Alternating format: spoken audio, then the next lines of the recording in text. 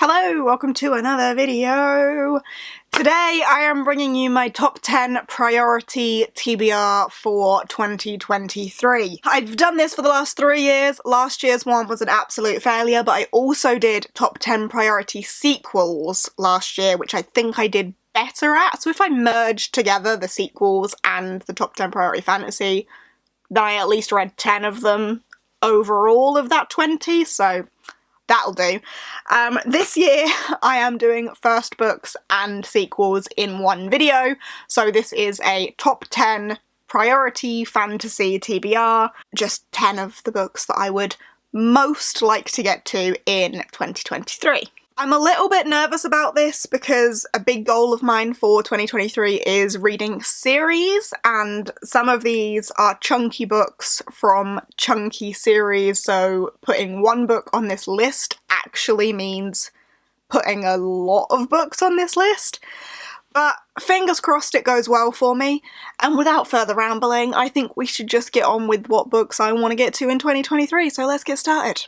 Number 1 is one that I was supposed to read in December, and I didn't, but that is Valor by John Gwynne. I basically didn't read anything in December though, so but this is book 2 in the Faithful and the Fallen series by John Gwynne, the first one being Malice. I read Malice a long time ago now, and haven't got round to the sequel. I'm pretty sure Valor was on my top priority sequels last year and was one of the ones that I didn't get to. So I really need to get to this in 2023. It is an absolute priority.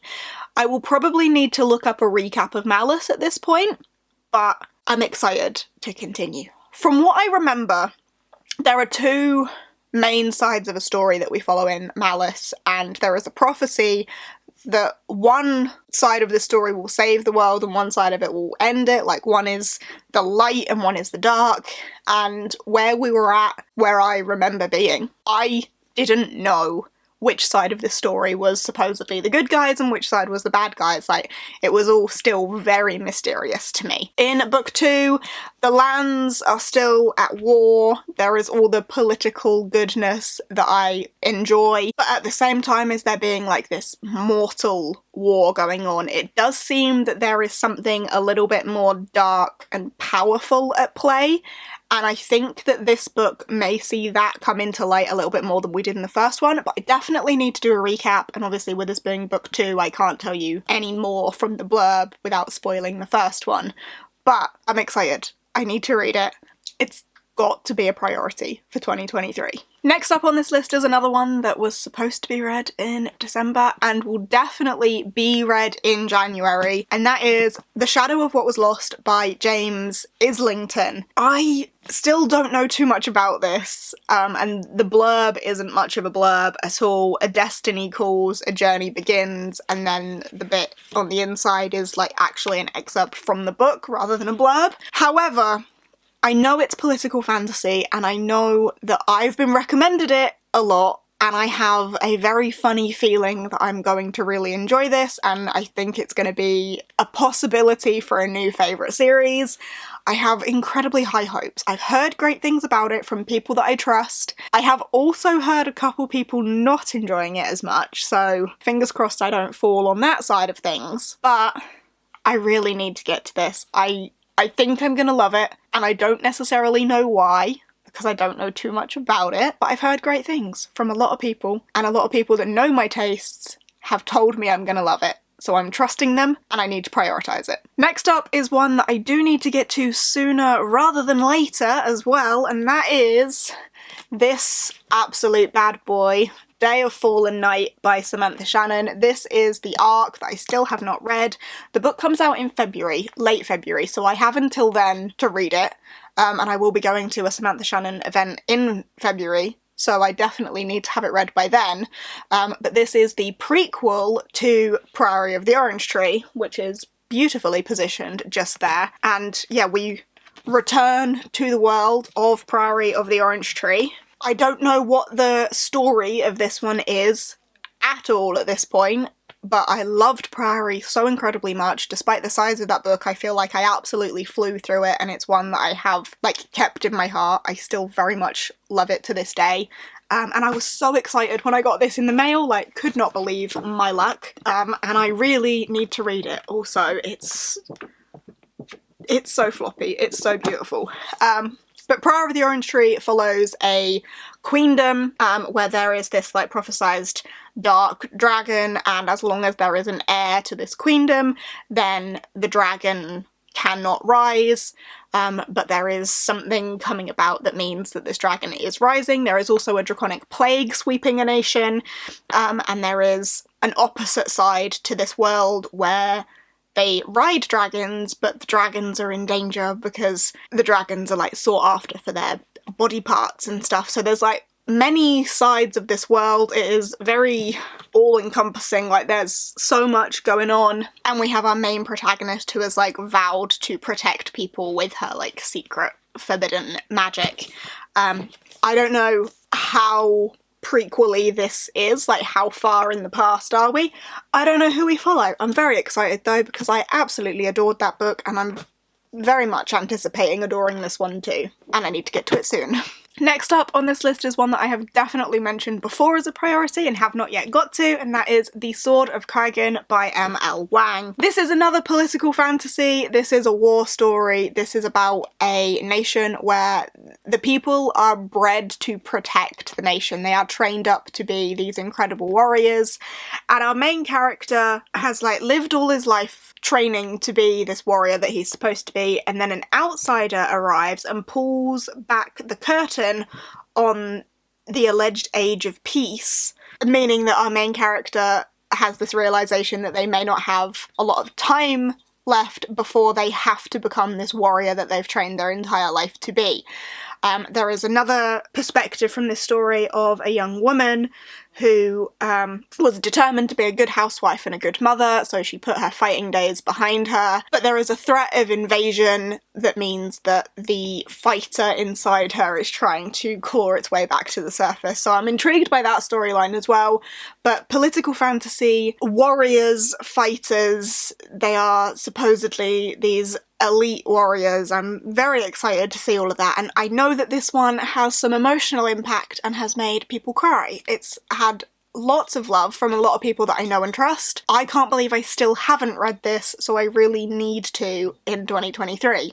It's got to be a priority. Next up I have one that I can't quite believe I'm putting on this list, which is Bands of Mourning by Brandon Sanderson. This is the third book in Mistborn Era 2, and it took me a long time to get through the second book in Mistborn Era 2. I didn't like it anywhere near as much as I've liked other Brandon Sanderson stuff, and I didn't think I was going to want to continue with Era 2.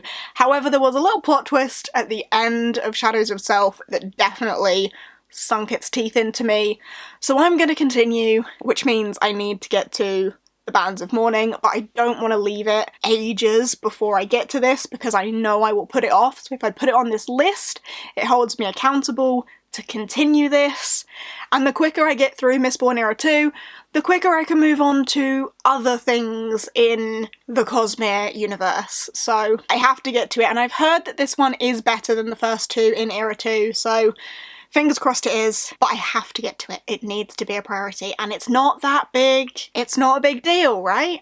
I can do it. Next up is another one that I'm pretty sure was on a list before, but it is Legacy of Ash by Matthew Ward.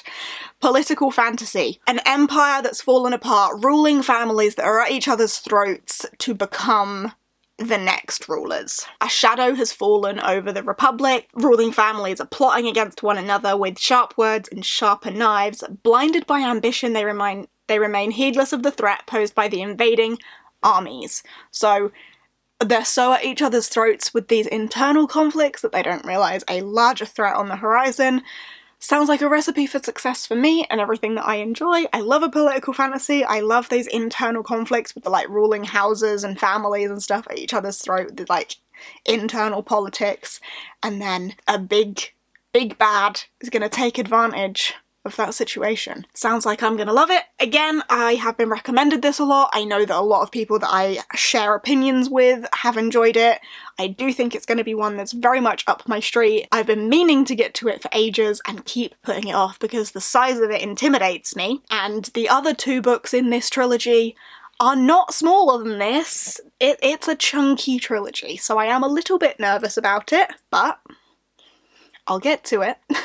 Next up, I have The Grace of Kings by Ken Liu. I need to love this because I spent so much money on these broken binding editions. They're absolutely beautiful, but I haven't read them and I need to, and I need to love it, so fingers crossed I do. But again, it has all of the ingredients to be something that I would really enjoy. Political fantasy! It's got an empire that's collapsing, the emperor's on his deathbeds, the councillors are conspiring only for their own gain, and things are falling to pieces. And as things fall to pieces, we have an unlikely alliance between a bandit and the son of a deposed duke who cross paths and form some sort of rebellion against the emperor's regime and what is happening in the country, and what they do could shift the balance of power forever. So lots at stake, all the right ingredients to be something that I really enjoy.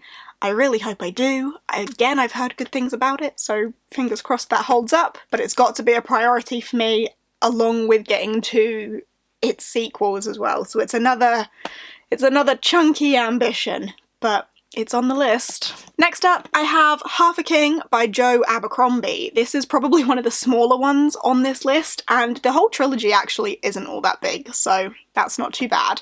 I need to read some Joe Abercrombie, and I am more drawn towards Half a King than I am towards some of his other stuff. I own this trilogy, so I think it would be a great place to start with Joe Abercrombie because I've got it. This is about a prince who was born missing a hand. So he has been born a weakling in the eyes of his people, and he needs to hone his abilities and sharpen his mind, or else everything will fall apart around him. I don't know how it's come to this position, but he has had to vow to reclaim his throne. So he's somehow been like pushed out of power, and he's vowed to reclaim his throne, and he gathers a following of outcasts which prove to be more help to him than any noble following ever could on his journey to reclaiming his throne.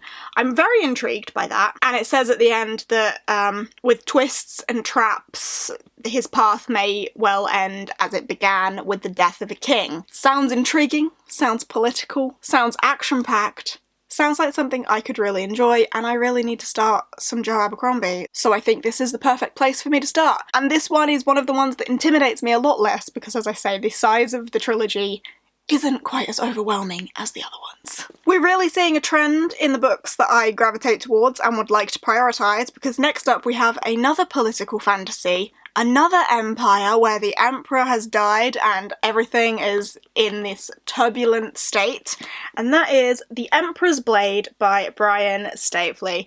I have been recommended this by a few people, namely Alicia. Alicia keeps telling me I need to read this. The circle is closing, the stakes are high, and old truths will live again.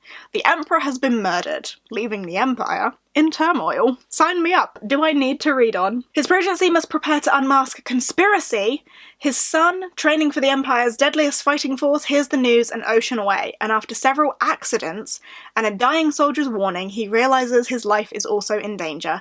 Yet before Valen can act, he must survive the mercenaries' brutal final initiation. The Emperor's daughter hunts her father's murderer in the capital. Court politics can be fatal, but she needs justice. Lastly, Caden, heir to the Empire, studies in a remote monastery. Here, the Blank God's disciples teach their harsh ways, which Caden must master to unlock ancient powers. But when an Imperial delegation arrives, has he learnt enough to keep him alive as long-hidden powers make their move? So we've got all of the children of the Emperor, all at risk, all doing their own different thing. Lots going on. I think I'm going to really enjoy this, but we're definitely seeing a pattern in the things that I like and the things that I enjoy.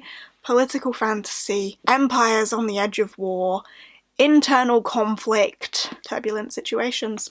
Very excited. And then finally, the last book on this list is The Malevolent Seven by Sebastian de Castell, which actually isn't out yet. It comes out in March? May.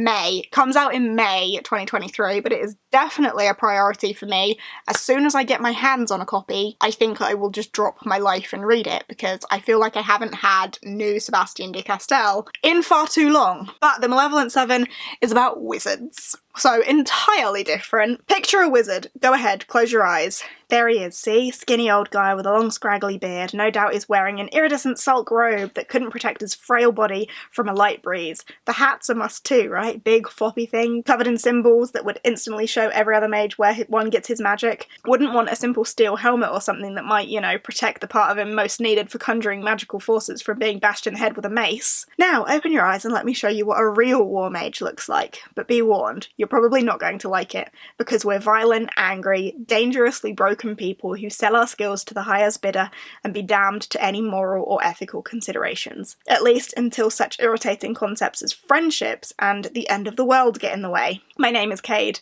and though I currently make my living as a mercenary wanderist, I used to have a far more noble sounding job title, until I discovered the people I worked for weren't quite as noble as I believed. Now I'm on the run, and my only friend, a homicidal thunder mage, has invited me to join him on a suicide mission against the 7 deadliest mages on the continent. Time to recruit some very bad people to help us on the job. I can't sum up a Seb book without just reading it, because it's all in the tone. You know? It's all in the tone. I'm so excited about that. I need more Sebastian de Castell in my life. I'm gonna love it. I'm gonna love it. And that's the end of that. So that is probably my top priority for the year. If I don't read any of these other books, which I really hope I do, I will at least read that one. But there you go. That's that. There are my top 10 priority reads for 2023. Let me know which ones you think I should prioritise absolutely first out of this list of 10, although I would like to get to all of them. That is the aim. Let me know what your #1 priority read for the year is. I would be very interested to know. If you have enjoyed, give us a thumbs up, chat to me down below, all that good stuff, and I will see you in whatever comes next. Bye!